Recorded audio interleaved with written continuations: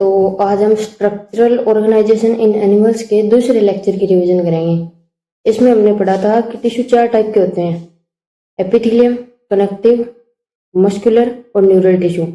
और हर टिश्यू के अपने अपने स्पेसिफिक फंक्शन होते हैं। तो एपिथेलियम टिश्यू के जो मेन मेन फंक्शन होते हैं वो होते हैं जैसे कवरिंग, लाइनिंग, प्रोटेक्शन, डिफ्यूजन। मतलब एपिथेलियम टिश्यू के मेन मेन काम होते हैं। बाकी आगे जो स्पेसिफिक फंक्शन होते हैं वो जब एपिथेलियम टिश्यू को पढ़ेंगे तब उसमें पढ़ेंगे। कनेक्टिव टिश्यू का काम होता है सपोर्ट और लिंकेज का।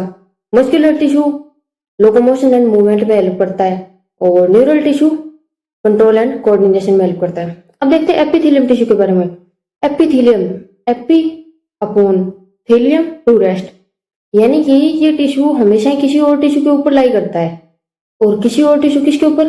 कनेक्टिव टिश्यू, यानी कि एपिथेलियम टिश्यू हमेशा कनेक्टिव टिश्यू के ऊपर लाई करता है। और एपिथेलियम टिश्यू में जो सेल्स होती है वो बहुत कॉम्पैक्टली पैक्ड होती है, यानी इसमें बहुत ही जो सेल्स होती है उनके बीच में बहुत ही कम स्पेस होता है। और स्पेस कम है तो इंटरसेलुलर मैट्रिक्स भी कम होगा। और ये एवास्कुलर होता है एपिथेलियम टिश्यू, यानी कि एपिथेलियम टिश्यू के अंदर ब्लड वेसल्स नहीं होते लेकिन नर्व सप्लाई होती है। और इसकी हाई रीजनरेशन पावर होती है। और एपिथेलियम टिश्यू कनेक्टिव टिश्यू के ऊपर लाई करता है तो डायरेक्ट उसके ऊपर नहीं होता। एपिथेलियम टिश्यू और कनेक्टिव टिश्यू के बीच में बेसमेंट मेम्ब्रेन होती है। जो बेसमेंट मेम्ब्रेन है वो नॉन सेलुलर होती है और ग्लाइकोप्रोटीन और म्यूकोपॉलीसैकेराइड के साथ साथ प्रोटीन फाइबर से मिलकर बनी हुई होती है वो। और बेसमेंट मेम्ब्रेन को कनेक्टिव टिश्यू और एपिथेलियम टिश्यू दोनों मिलकर सिक्रीट करते हैं। और जो कनेक्टिव टिश्यू के अंदर जो ब्लड होता है उसमें से ऑक्सीजन और न्यूट्रिएंट्स एपिथेलियम टिश्यू में जाते हैं, वो बेसमेंट मेम्ब्रेन के थ्रू जाते हैं।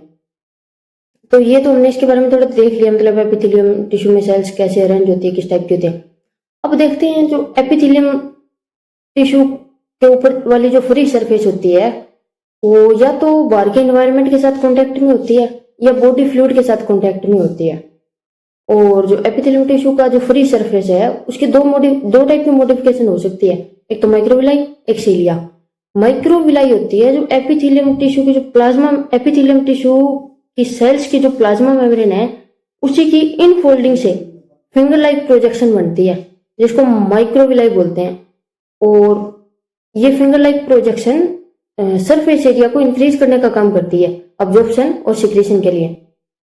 और सीलिया एपिथेलियल सेल्स के ऊपर हेयर लाइक प्रोजेक्शन होते हैं जो किसी भी सब्सटेंस को सिर्फ एक डायरेक्शन में, यानी यूनि डायरेक्शनल होते हैं, सिर्फ एक डायरेक्शन में उस सब्सटेंस की मूवमेंट करवाने में काम आता है। ये काम होता है सीलिया का। तो ये दो होगी मॉडिफिकेशन। अब आगे देखते हैं एपिथेलियल टिश्यू दो टाइप का होता है, simple epithelium, compound epithelium. Simple epithelium tissue में एक ही सेल की लेयर होती है और कंपाउंड एपिथेलियम में मल्टी सेलुलर लेयर होती है। तो सिंपल एपिथेलियम में अगर सिंगल लेयर है सेल्स की तो वो थिन होगी, और थिन होगी तो मतलब वो कवरिंग, लाइनिंग, डिफ्यूजन, फिल्ट्रेशन ये काम आसानी से कर सकती है।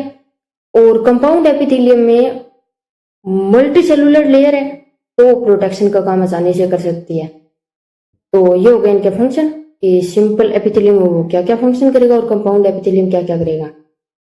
कंपाउंड एपिथेलियम करेगा प्रोटेक्शन का काम और simple epithelium diffusion, filtration, lining, covering इनका काम करेगा।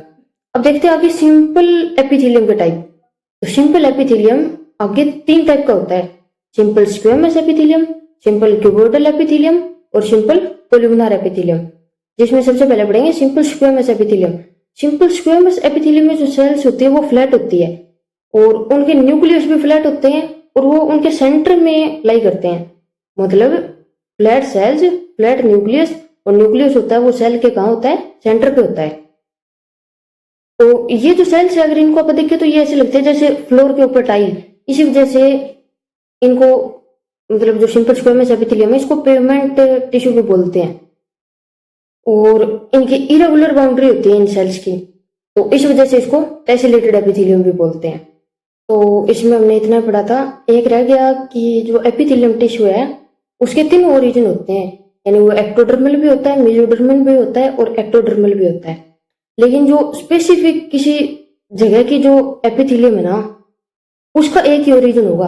जैसे अपने जो स्किन की एपिथेलियम है उसका ओरिजिन होता है एक्टोडर्मल, और जो गट की एपिथेलियम है उसका ओरिजिन होता है एंडोडर्मल।